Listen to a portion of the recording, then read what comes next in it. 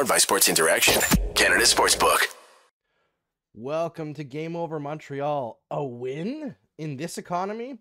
The Canadiens broke their 7-game losing streak in style, beating the St. Louis Blues for the second time this season, making Jordan Binnington looking foolish, which makes everybody in the world happy. It's a great day to watch Montreal Canadiens hockey. All right, I've got a fantastic show for you tonight. Cole Caulfield, we're going to talk a lot about him. Scored his 50th goal of his career in the regular season. Of course, he's got a couple in the playoffs as well. 117 games is all it took him to get there, including 30 under Dominique Ducharme last year, where he only had one, which is still impossible to think about.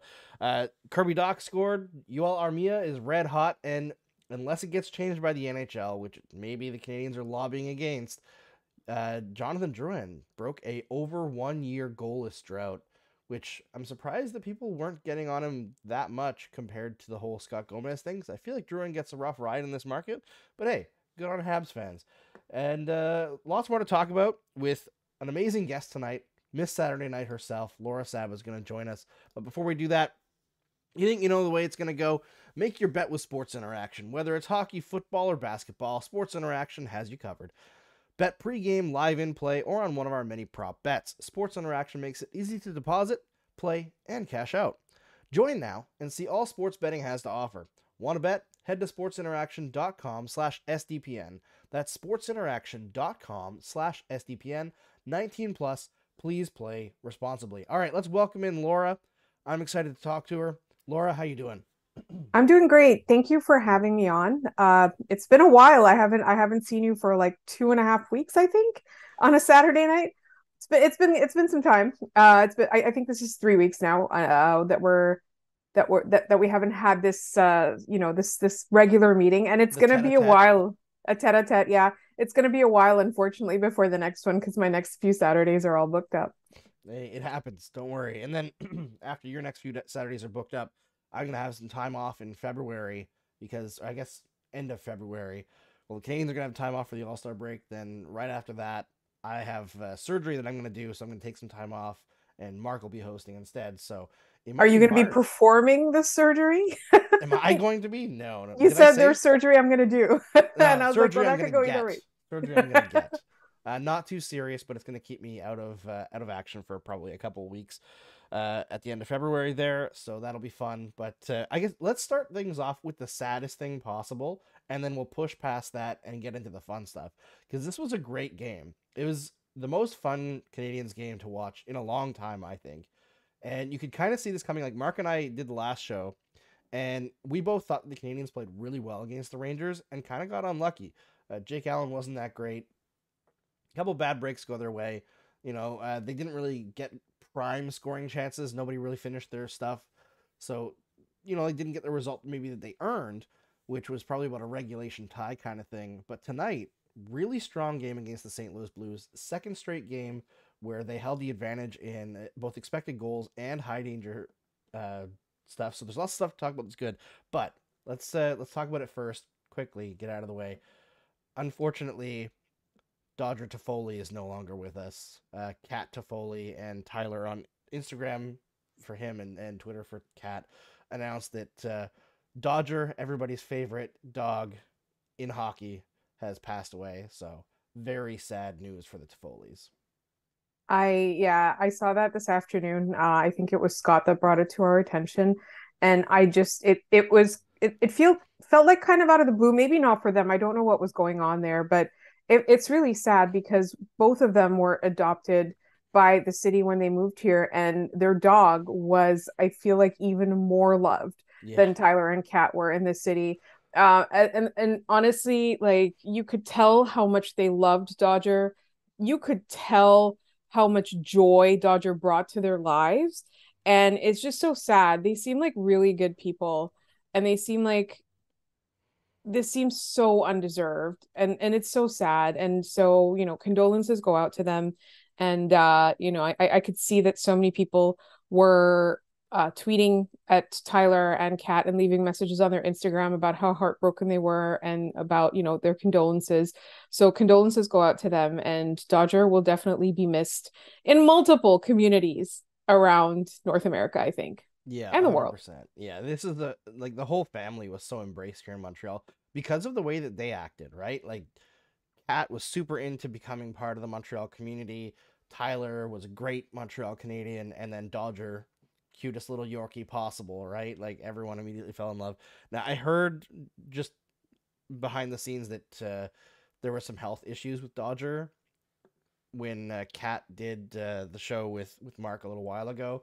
So I guess it could have been, something to do with that. But yeah, shocking development, obviously, for everyone, and super sad. So our deepest condolences go out to the Toffoli's. Had to say something because we love them. I think Canadiens fans still. I know it's been almost a year since Tyler Toffoli was traded, but I think Canadiens fans are still attached to both Cat and Tyler and Dodger to a certain extent, more so than I think most players who'd spent so little time here. Part of that Yes. might be the cup run. Part of that might just be how much they embrace the community here. But yeah, condolences to the whole family of the Toffoli's. But let's talk about Yoel Armia because after this game, I already tweeted it. Kent Hughes is sending a memo to all playoff teams. The price of Armia is going up. Well, I feel like Kent Hughes, I don't know if it's because he's a lawyer. I don't know if it's because he's been an agent. I don't know if it's our experience of him since now it's been a year since he was hired, right? Yep. It was January of 2022. I just feel like he's always writing memos all day long. Like I feel like there's a GM group chat somewhere where he's sitting there and he's getting into his agent speak and being like this guy, that guy, he's shopping his players around. And he himself says all the time that he's making calls all the time. Like I think that Kent Hughes is probably, if you're any other GM in the NHL, probably really annoying. I mean, especially after what if you're Florida's GM, he's got to be really annoying right now. Like, could you imagine you're at a GM meeting in like Boca or wherever they do their GM meetings? So you're on your home turf, right? You're Florida Panthers GM, and you're just at the GM meeting and you watch Kent Hughes smile, just like not even about you. He's just like smirking in the corner, and you're About thinking something about completely unrelated, yeah, and then you're sitting there boiling, like you oh my like god, explode in flames. unprotected first round pick in 2023 and the Panthers are out of the playoff picture. Like It's they're not just out of the playoff picture, they're pretty low in the standings. they Like are. that's the Like thing. It's like they could legitimately finish bottom 10. Like they it is a minute chance, but they could theoretically actually win the lottery. and it's not protected. There were zero conditions. Zero. None. Who could have seen this coming? Kent Hughes. Yeah, the Florida Panthers are currently 11th last, so they need to drop one spot. And then the Canadians have two top 10 picks in the 2023 draft. Yes. Yes. And I saw some pro tankers upset that the Canadians won this game against the Blues. They lost 7 straight, guys. Like It's they gonna be can't lose okay. every game. It's gonna be okay. It's going to be all right. It's I gonna mean, be okay. it's not like they played a game and won like 9-0, right? Like this was still one that they barely ended up holding out even though they played really really well. Against a team that has Jordan Binnington Exactly. as their goalie. So they're going to continue losing a fair amount of games. But I looked at the bench after the game and the smile on Marty St. Louis' face. Like, I know it's been hard on him because as much as he knew going in it was a rebuild, he still wants to win. He's got that, like, fire of a pro athlete. So it's, like, killing him inside to watch this. But every once in a while, having that jubilation over getting over something brutal that you've been going through, it's so worth it. It's so worth it. Right. And I also think that part of it is how much better the Canadians played in the Rangers game and the Blues game compared to, the 5 or 6 games that they put, even some of the ones that they won, they kind of eked out a win. Yep. I think he's feeling that positivity and that maybe his message is getting across because we talked about it on our show. This is kind of like the first adversity that Martin St. Louis is facing as a coach, and we want to see how he responds to it. We want to see how he learns from it, because most other coaches have had years in the AHL or even in the NHL as assistant coaches before they get to this point, right? This is the first time he sees anything like this, not as a player, but as a coach. So I was very curious to see how he would respond. And to his credit, like, he was pretty honest in some cases where he was like, he was pretty obvious about when he was scratching people or when he was losing patience with people. But at the same time, like, I was curious to see what tweaks he made, and he made some bold lineup decisions. And I joked that, every game, like, I had a ritual where I would text Scott, "What the fuck is this lineup?" Um, I mean, can you guys blame me? No. But right. So, like, to his credit, he was tweaking things and trying to send messages and things like that.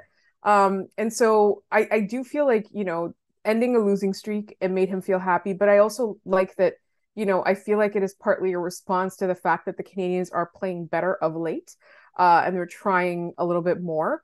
And I also do think that you are going to see wins. Like, the Canadians aren't going to lose every game from now until the end. That is not a challenge, Montreal Canadiens. I would not actually have believed that a losing, like a record that they had, like, under Ducharme was even possible until it, like, physically happened in front of my eyes. Like, I don't think that you can lose that many games in a row, right? They're going to win some once in a while, and it's fine. It is absolutely fine. I think that the Canadians, like, even when they're losing, and particularly after the trade deadline, I know, like, it's going to get exciting. We're going to talk about trade stuff soon. I think particularly after the trade deadline, you want to see improvements in their game. You want to see a loss, but you want to see improvements in their game, because who's going to be left after they trade those veterans is the guys that are going to be the future of this team. They might call up some people from Laval. They might give people opportunities. Without the veterans that, aren't going to be here next year anyway, or even the end of the season anyway, like, you really need to see good play. You don't want to see your future core get top 6 minutes, or even just, like, fill out the lineup with them, and you see them and they're not performing well. You want to see them progressing and improving. So yes, I believe that it's good for the Canadians to finish with a losing record and as low in the standings as possible. Also for Florida to do the same. But I still think that, like, you want to see good things from the players that are going to be here a long time. You don't want them to adopt losing habits. You don't want them to adopt a defeatist mentality. You want them to be resilient. You want them to be creative. You want the coaches to learn how to be creative. Like, this is not just a learning curve for, like, Nick Suzuki as a captain, or for, like, Kirby Dach as, like, the future second line center, or even first, or we don't know, third, or maybe he's going to stay a winger. This is not just a learning curve for those guys. It's not just a learning curve for Gouli when he comes back. It's a learning. I didn't want to get sad there. It's a learning curve for the coaching staff as well. It is 100%. This is a rookie coaching staff by all, like, measures, essentially, right? And Yeah. we're talking about getting a little bit of not even, like, swagger in their steps or their strides, I guess would be a better term for hockey players, but just having a little bit of happiness in their lives and not settling into that loser mentality. And we saw over the last couple of weeks here, like Nick Suzuki talking after a game and saying, like, the power play is embarrassing. I mean, embarrassed to be part of that power play because it's so bad. And then tonight, the power play looked good. Like, I don't know about you, Laura, but watching the power play tonight, I know they only scored once. They had some good opportunities, but, like, Suzuki hit the post. Caulfield hit the bar twice, I think, and one of them, like, hard off the inside of the crossbar, I'm pretty sure. And then Dach finally scores. It ends up being huge for the game, right? And, penalty killing still an issue. Like, the second wave was a little bit messy, but overall, that first unit, you could tell on the last power play that they had that they were feeling it because they stayed out there for the whole 2 minutes. Like, Right. it was like it got to, like, the minute point or something, or, like, right before a minute, and they had a face off, and it was like you could tell on all of them, like, no, we're not coming off. Like, we're out here, we're gonna make plays. I really liked what Dvorak was doing, trying to feed Dach in the middle there. I really, really liked Jonathan Drouin up at the top. He looked like a player with confidence, and I feel like he's been building that the last few games here. And obviously, he's still a defensive like liability, right? At even strength, he's not good. That line was at even strength, I believe, the Canadiens' worst line still. But Not surprising. you get inside the offensive zone, and hey, him and Josh Anderson, they have some magic that they can create. They did some cool stuff tonight, and the score has officially been changed. By the way, it is Josh Anderson's 11th of the season, so Jonathan Drouin has not broken his goalless drought, even though it was going to go over the line. We have to like Josh Anderson made the right call there, right? Like as much as it'd be 100%. great to be a good teammate, you can't like just hope that Bennington doesn't turn around and grab that slow moving puck or that his defenseman doesn't get a stick in there. You have to slam that home. It just kind of sucks for Jonathan Drouin that he had such a great game, in my opinion, and he would have had his first of the year, and it's not. It's for Anderson instead. You know what? Something that I've noticed, and I don't know if you've had the same experience, and obviously we talk a lot to, fellow fans, whether it is in the comments on our YouTube, whether it's, people sending us emails or people tweeting at us or anything like that. Lately it's been quiet on Jonathan Drouin. He has not been at the top of everyone's list of people they want traded. He has not been really like the focus of like, why is he on this team? Like, he's just a passenger. It's been quiet. Not to say that it's not there, but people have focused their energy on Dodonov. People have focused their energy on some people on Joel Edmondson, some people on Savard, and then there's like a lot of resistance to Edmondson and Savard criticism. So it's really, really interesting that things have gone quiet on the Jonathan Drouin front. But I will say that the last couple of games he's looked good. The previous games, I no, it was a rough return for him, as much as he was trying. Yeah. It's looking better now, and I don't know, is it people just think that he's going to be gone after the trade deadline? Is it just people are focused on somebody else? Or is it people just kind of like resigning themselves to the fact that like, we've said everything that there needs to be said about Jonathan Drouin. Like we've run out of criticism for him as a community. I mean, you and I and Scott have always felt that his creativity was not given its enough due when people criticize him, his playmaking ability. And so I think just him doing this, like without us in the equation, I would hope will increase his stock with other GMs when it comes time for Kent Hughes to make some calls and get some more picks or prospects. Yeah, I think part of it might be like a resignation to the idea that like they're not going to get anything for him. So there's no point in even complaining. Like his contract's going to be over at the end of the year. So they're like, whatever, it's not going to happen. Because I feel like we've seen that a little bit with Dodonov as well.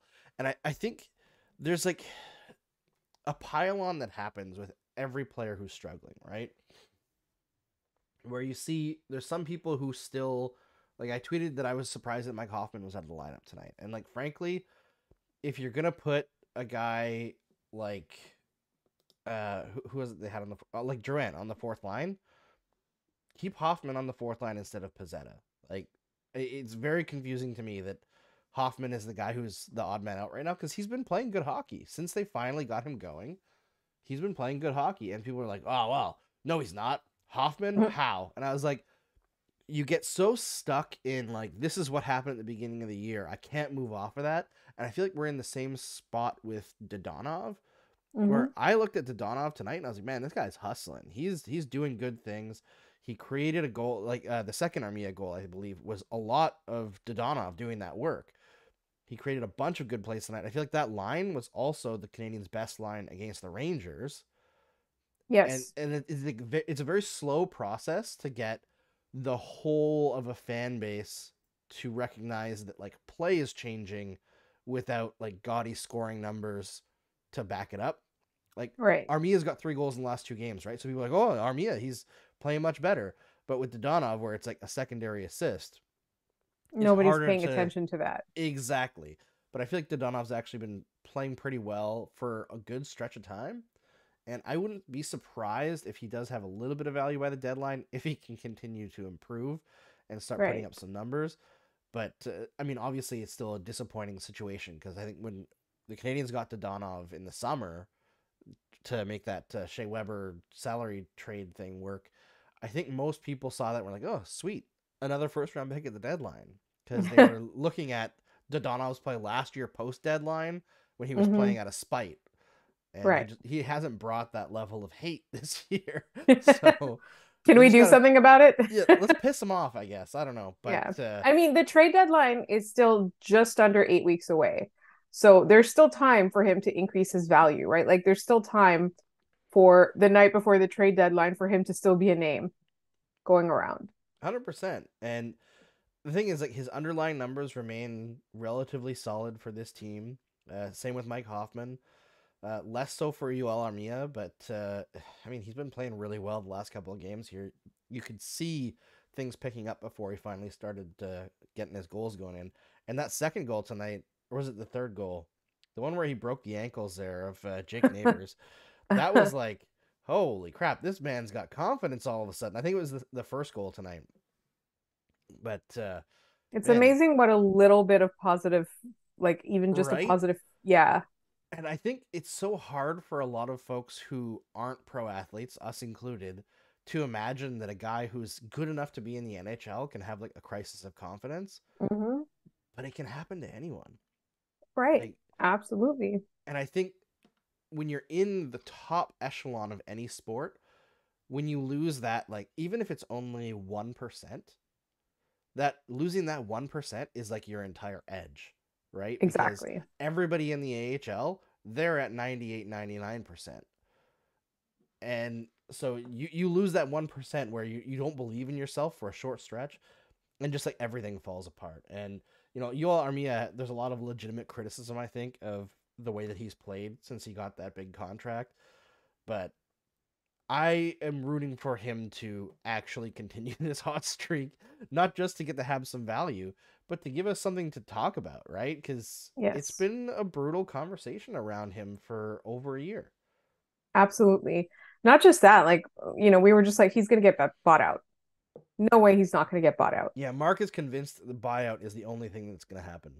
Yeah, I mean, same on our end. I figured there might be a chance that somebody might trade for him if the Canadians retain some salary, but no, Scott thinks he's getting bought out. Yeah, I don't know. I understand why the buyout makes sense, but I don't know. It's like extra years added on to when you're worrying about the cap as well.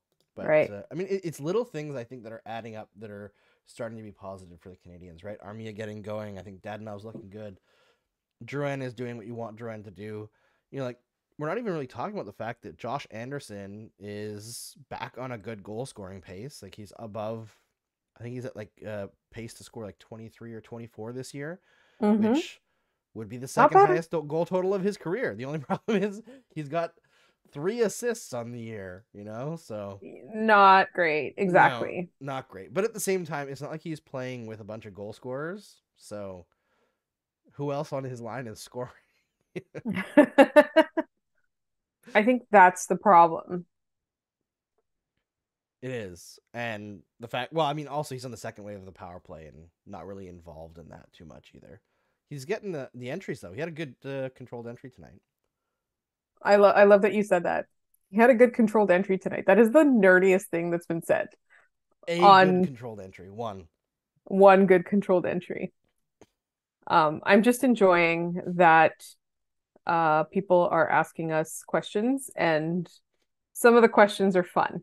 Are they? I can't wait to read Yeah. them now.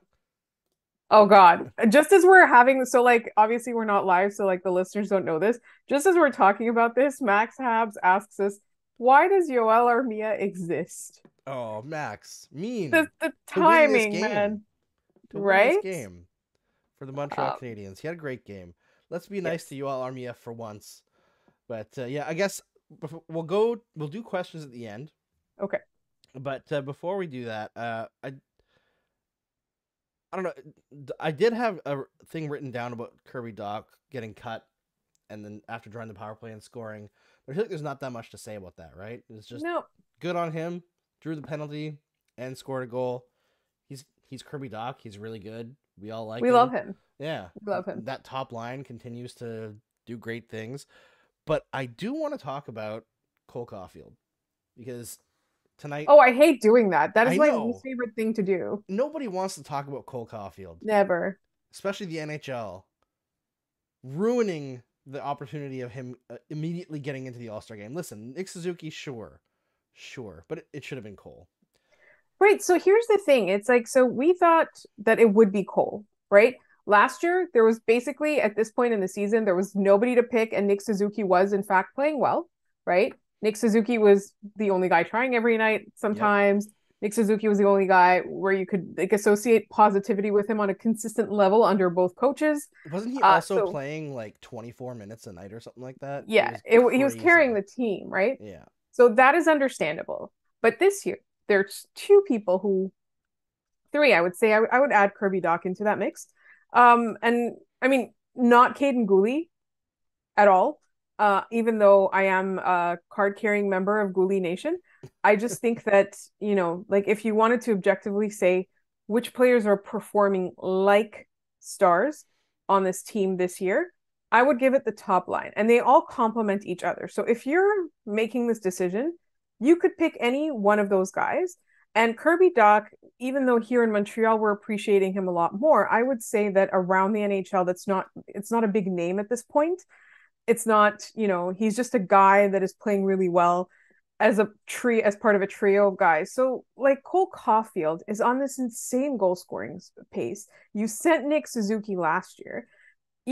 Like how often is I mean, hopefully every year, but how often is Cole Caulfield going to be scoring this much at this point in the year and getting so much buzz and night in and night out being one of the only things for us to make us jump out of our seats, one of the only things to be excited about. So I thought it would be a no-brainer. And again, none of this is to say that Nick Suzuki is not deserving. He is absolutely deserving, 100%.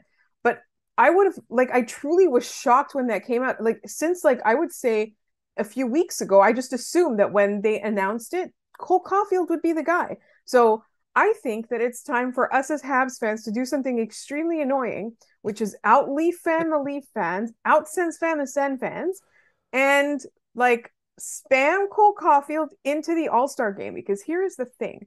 If Cole Caulfield does not get to go, and some freaking Ottawa Senator gets a chance, I'm going to be really upset with every single one of you. Tell all your Habs fans friends, tell all your Leaf fan friends as well. If there's a Senator that goes over Cole Caulfield, you will all have failed humanity. Cole Caulfield for the All-Star game. Spam. Whatever you do, schedule your tweets. Take the days off work. It's the 12th to the 14th. It's not that. It's a 48-hour span where you can do this on Twitter or whatever. Take those 2 days off work. Tell your family that they have to do this. So you'll be all sitting at the dinner table tweeting. That's what I want to see. That's the energy that I want to see. You will see me tweeting while we are recording our podcast. That is what's going to happen. I mean, we are how getting can you Cole argue with Caulfield. that? I just feel like Cole would be really fun there too, right? Yeah. Just he brings an energy. Not that Suzuki isn't, and it was fun seeing Suzuki there last year, just to get a little bit of positivity for him. But Cole Caulfield absolutely deserves to be there. Right. He's one of the top and goal then them scorers in the together. league. Yeah, and there's some pretty big snubs. Mikko Rantanen didn't make it in Colorado. I understand that they have to take one person from every team, blah, blah, blah, blah, blah. But come on. Dude is I'm a winger. I'm going to play center while McKinnon's out, and I'm going to score over a point per game. What? I don't know. The All-Star game is weird. I still think what they need to do to make the All-Star game fun is, yes, have a team for each division, but then you add 2 more teams. All right? You add a rookie team and a sophomore team. They used to do that. Remember the Young Stars game? Yeah. They would have the rookies and the sophomores, but that was its own thing, and they could take part in the skills competition a little bit if the teams wanted, but it wasn't really part of the All-Star game. But you have the rookie team and you have the sophomore team, and then you create basically a round robin with those other teams, and you have the huge cash prize at the end. You want to see the veterans try at the All-Star game? Have them get shown up by rookies. It would actually make it competitive, I think. Yeah. Have before that, have a chirping competition. Oh my God, yes. Yes. Right? I mean, if you're going to have a guy like Brad Marsh on at the All-Star game, you may as well have a chirping competition. There you go. I don't know, they might have trouble keeping it PG. The NHL hates that, but Well, I think it would just be such an immediate win because number one, you're selling the future of the game. People love that, and number two, you're able to like you could have a situation where a team like say Anaheim, who probably doesn't have any all-star players, has all-star sophomores in Zegras and what's the guy who actually made the all-star game? Whose name Troy Terry. Like they could be on the sophomore team, right? So you can get every team represented, but it doesn't have to have like these pity all-stars on the actual division teams. You can just There you go. stack them. It solves so many issues. It would be so much more fun. But Cole Caulfield, back to Cole Caulfield. 50 Sorry. goals in his career in So far. 117 games, all-star.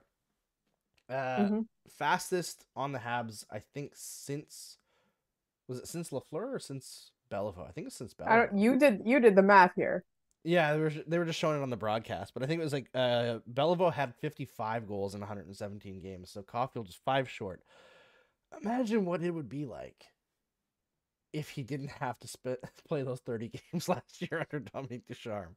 Like, even if he We made a scored New Year's half the resolution where we pace. weren't we weren't gonna litigate that this year, but so far it's been 2 episodes that I've been on, one on my podcast, one on yours, where that has come up. Yep. But it's truly like you look at that, like if you're Cole Caulfield, you're pissed, right? Because we just want him to be happy and to score goals, and we want him to be on our team for a long time. We want the Canadiens to announce his contract sooner rather than later. We also want him to go into the All-Star game, everybody, this year. But that if you're Cole Caulfield, you're like so angry about that. Like imagine the records you could have Oh my had on God. this storied team in 2022 or 2023. Imagine the records you could have had. Like your name would be amongst the greats. I mean, it is a little bit now that we're talking about it, but just you think about this, and like in your second and a half season, you know what I mean? Like it's Yep. just insane. Or third, it's a third now, right? 20. Yeah, it's his third season, but he only played like the 10 games or whatever the first season, There you go. So it's right? like your In the second and a playoffs. half But season. I think I ran the numbers around the time I think when he hit 40 goals. And it was if he had played at the pace that he was scoring at under St. Louis, but like 50% of it, those first 30 games, he would have been the fastest Hab to 50 goals in his career since Maurice Richard. Would have been second all time. Like, yeah, Wow. wild numbers. Wild Wow. numbers. See, So like like that's the thing. Like, he has some advantages in that, like, I'm pretty sure Beliveau made the league at like 18, so it's harder to score at 18 than it is at like 2021. right. But still, this is like an unprecedented player for the Montreal Canadiens for 30 years, 40 years. That's It's a long incredible. time. It's a very long time. It's incredible. And I think there's an underrated part of Cole Caulfield that nobody ever talks about. He hasn't taken a penalty this year.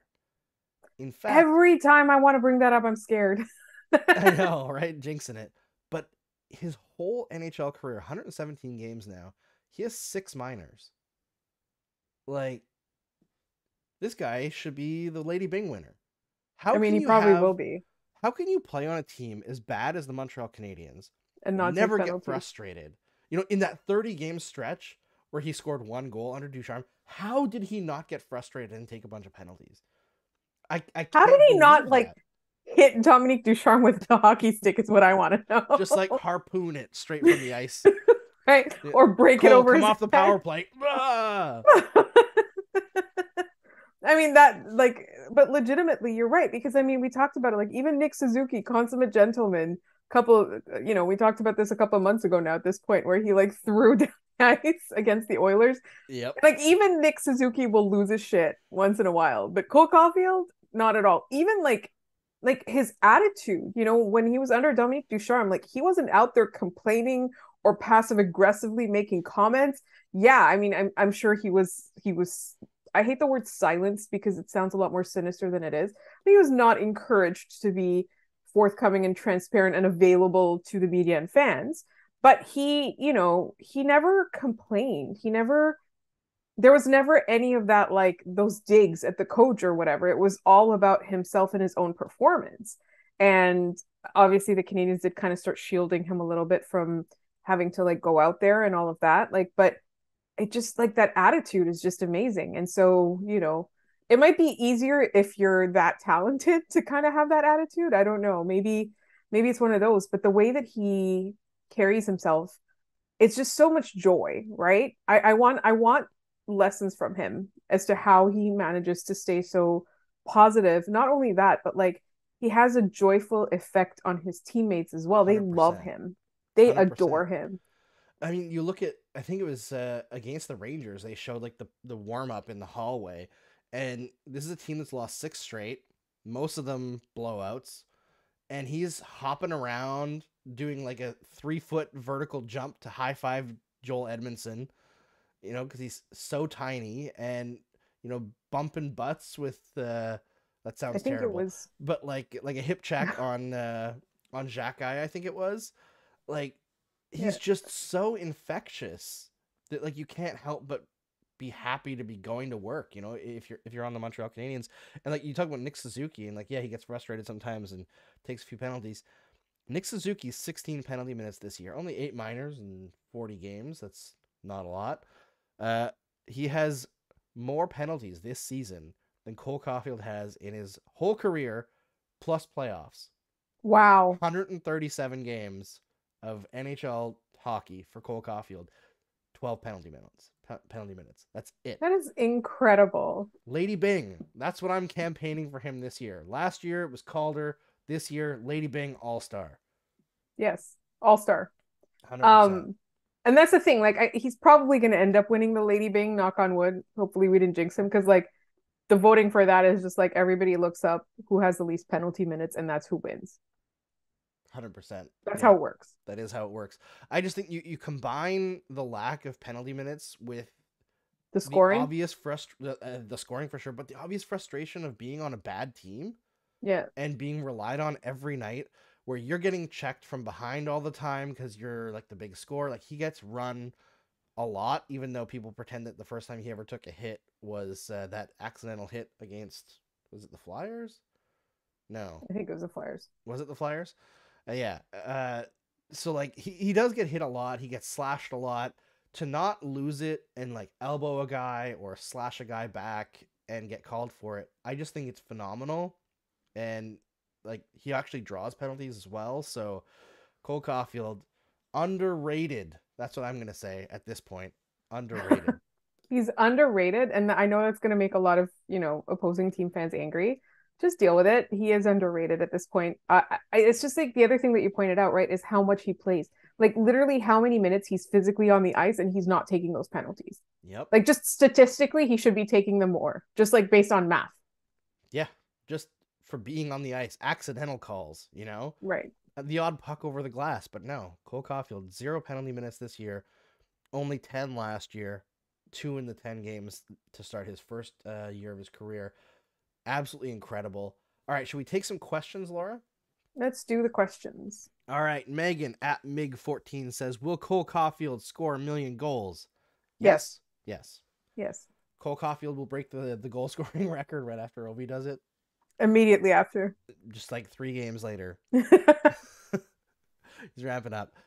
Christian Panti, at Chrissy_Panti says, Are your holiday decorations put away, and your thoughts on the D formation without Gooley? Mine are not, because my oldest doesn't even go back to school yet until the 9th. So we are stuck entertaining him every day. My youngest went to daycare on Wednesday for the first time. So yeah, we're not doing that. All of our lights are up. Probably be mid next week that we do that. How about you, Laura? I didn't actually put any up this year. I not spoil, whatever, personal life alert. I'm moving this in 2023. And I had already started packing away all of my stuff. So I had put the Christmas decorations away, and my parents were not visiting me this year. So I just never put them up. So I had a lot of panettone, but no Christmas decorations. So I'm good. Perfect. Your thoughts on the D formation without Gooley? I think desperate times. Yeah, Look, even with Gooley carrying around it, all those corpses, it's like still it desperate sucked. times. Yeah. Right. So like without him, it's like even more dire. Yeah, it's not great. I mean, I think Savard is the best vet on the team, and I don't think he's very good. That's a Actually, I thought he had a problem. great night, except for the one bad pinch that created I think it was the first goal of the game for the Blues. But overall, after how bad Edmondson and Savard were against the Rangers, I thought they were okay tonight. Edmondson's still They terrible, recovered. They but recovered. Yeah, but Edmondson, there's something going on there. Like he's not this bad all the time. And I no, know he was helped a lot by being Jeff Petry's defense partner. Like that had a lot of effect on his numbers. But he shouldn't be this bad. yeah, no, it's not this bad. At the very least, Edmondson in recent seasons, and like sure, part of it is from Petrie carrying the load, but he could make quick decisions with the puck, and that's not happening this year. I don't know, like I feel bad going in on him a lot because I know he's dealt with a lot in the last year. You know, like his father passed away last year after a long battle. He's had so many serious injuries that he's had to gut through, and he's probably not 100% healthy. But it's been an ugly scene this year. It just hasn't been working out at all, unfortunately. Yeah. But you know, he's still got that Stanley Cup winner and Stanley Cup run on his resume. So And the crop tops. and the crop tops, can't say that. I know. I look at that situation and I think of like Sherratt last year and how bad Sherratt was, despite he scored a few goals, and it doesn't matter. NHL teams they don't care. They just see big cross checky man and they still want him. So I was talking to Here's to old school GMs. exactly an You were unprotected talking first, to? please. But I was talking to Red Wings fans during the game a little bit because they were all complaining about something Sherratt did against the Leafs and how like he needs to be on the third pair no matter what he's paid. And I was like, this is like my timeline from the last 3 years. But has there ever been a player who has had like a more cushy gig than Ben Sherratt over the last like 5-6 years? Here's his defense partners. He's been with Dustin Byfuglien, Shea Weber. He had a stretch with Jeff Petrie last year while Weber was retired or injured. And now Moritz Seider in Detroit. Like, man, imagine how bad this guy would be if he was stuck with somebody of equal talent. I just love it. An Good on him. unprotected first. Unprotected first. Plus things. Plus like a prospect and like a fourth round pick or something. Yeah, that one was Smolonic, right? Yeah, So it was Milanic. yeah. I always think it's Emil Heineman because I know he was drafted by Florida, but he was traded No. previously to Calgary in the Sam Bennett trade, and Right. yeah, So that was I lots of think in trade the trees. Toffoli trade. Yeah, that came over in Yeah. the Toffoli trade. All right, what else is there here? Barris Fueler says, whose season so far is more shocking, the Blues or the Canadiens? I don't find the Canadian season shocking at all. This is Thought they'd about be what. worse Yeah. at the beginning. At the beginning, definitely they played over their heads, but overall, I think they're about where I expected them to be. I think Marty St. Louis is kind of getting dragged over the coals lately, but people need to remember that like this team at this time last year had Arturi Lehkonen, had Jeff Petrie, had Tyler Toffoli, right? And they were worse than this. Yeah. I think they had 7 wins. So that is truly shocking. This year, they're 6 wins behind their 82 game pace last year. Not Like bad. we're about halfway through the season. Got one more game. So not shocking to me. St. Louis, they're a bit shocking, I guess, but again, not a team that I expected to be good. I think how bad is shocking. Not like I expected them, they were already on the decline last year. I expected them to decline a little bit further, but not to this extent. Yeah, I think last year they had like they massively outperformed their like expected goals last year. I believe they made the playoffs and actually gave Colorado a pretty decent run in the second round. But losing Ville Husso and sticking with Jordan Binnington, I think was a big hurt for them. Every time And someone says Jordan Binnington, I start laughing. I know, right? It's so there's so much Schadenfreude whenever he gets lit up. But I was sad that he didn't lose it tonight and try to like go after somebody, because that's always my favorite, is when he's like completely destroyed his team's chance of winning, and then he's like, I'm gonna be a tough guy now, and then run to the bench. Or like It's the throw a worst. water bottle at like Nick Suzuki's head. Oh god, of course it'd be Nick Suzuki, Yes. the only person of color. No offense. I'm not saying that that is the okay. What am I trying to say? You're Jordan saying that Binnington. that is what Jordan Binnington does. Yes, this is what I'm trying to That say. is that's what we're saying. Yes. What I said last year in the playoffs. If it was anybody who wasn't Nazem Kadri who ran him, he would not have thrown Somebody. the bottle. Mm-hmm. Yeah. But anyway, let's see. Other questions that we had here. Does Anderson owe Drouin an apology steak dinner? I think no.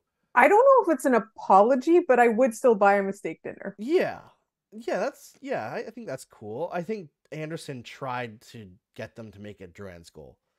Just by the way, like they did the huddle after, and you could see Drouin was kind of like saying like who should go first on the like line to the bench to like bump fists, and Anderson was like, you go.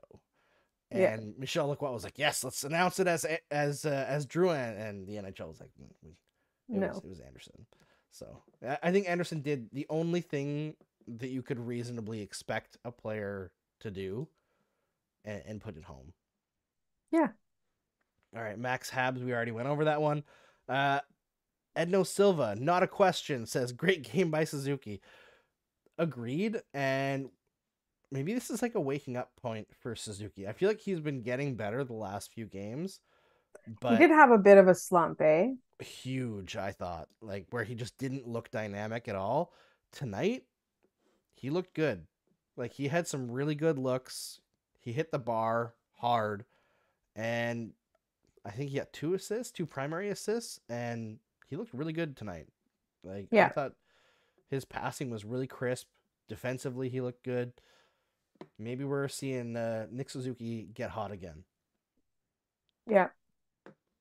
Let's see. I think so. I think for him, the way that I was reading it was just kind of the way that his frustration was showing was not necessarily in antics that you would expect a young guy to kind of do, but the frustration was showing in sort of he started skating around with the weight of what he'd been doing. And everybody needs a break, everybody needs a mental break, everybody needs a physical break sometimes. And so like the way that he was carrying himself on the ice, he wasn't deliberately or like he wasn't like a passenger, but it felt like there was weight on him, and the weight was like everything that he needed to do on a night in night out basis in order to like barely carry the team along with his 2 line mates. But let's face it, like he's the person who's like, if Nick Suzuki's having a bad night, Kirby Dach and Cole Caulfield are probably gonna have a bad night. Yeah, 100%. And I think we've seen that before with Suzuki, where he like the pressure on him is so severe compared to most players in the NHL, frankly.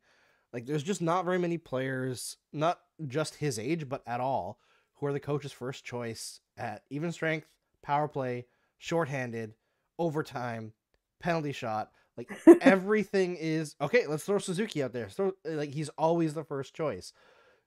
So that is an added pressure, right? And you have pressure to score because the first line is the only line that scores consistently.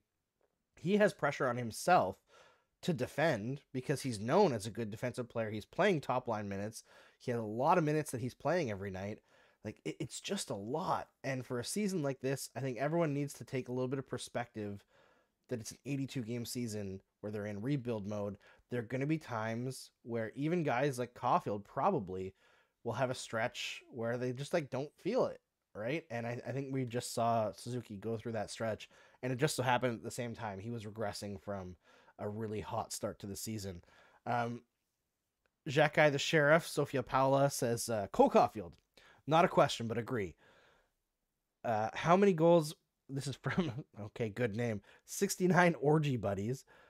How many goals would Cole Caulfield have to score before someone in the Habs fan base made a full video where Tom Holland is replaced with his face in the Umbrella lip sync battle video? And he's got 2 videos on here. Did he actually do this? No, Are we gonna? not. Okay. So he did So not everybody beat- knows the Tom Holland video. Yes. I think if he gets to 40 this year, somebody needs to do it. I mean, the challenge has clearly been laid, right? Right. So It's just somebody's I gonna do know it. how annoying that edit is going to be. So Yeah, somebody who knows how to deep fake and has the programs purchased already. You can throw that out there. But hey, maybe we should just ask Cole to do the dance. I bet you he'd oh just my do God, how amazing that would that be? it. In the words Let's of get Cole him into the Caulfield, All-Star let's game. go. Let's get him into the All-Star game Let's do it. All and right. then make him do the dance. Cole Caulfield. He does the dance when he's doing the like the what's shootout? the competition? Yeah, like that one. He uses the the hockey stick as an umbrella. There you go. He does the dance. There you go, Cole Caulfield. If we get Yeah. you into the All-Star game, you unfortunately Somebody show this to Cole Caulfield and his mother. have to dance to Umbrella by Rihanna.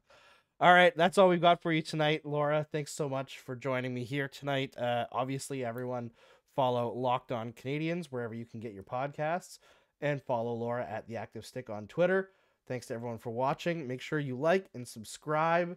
It helps us out. Hopefully, we can be back to live videos as soon as possible. As fun as this is to do with Laura with no distractions, I enjoy interacting with the live chats because I enjoy our loyal viewers, and I hope that this detour into recorded videos doesn't detract too much from your enjoyment of the videos. I hope it's brief. All right. We'll see you all next time. I believe the Canadiens' next game is on Monday. I'll be back for that one with Jared Book from Eyes on the Prize. We're just all the Eyes on the Prize people reuniting for Game Over Montreal. That's what I continue to do. It's all right. It's fun. We'll see you then. Game over! Powered by Sports Interaction, Canada Sportsbook.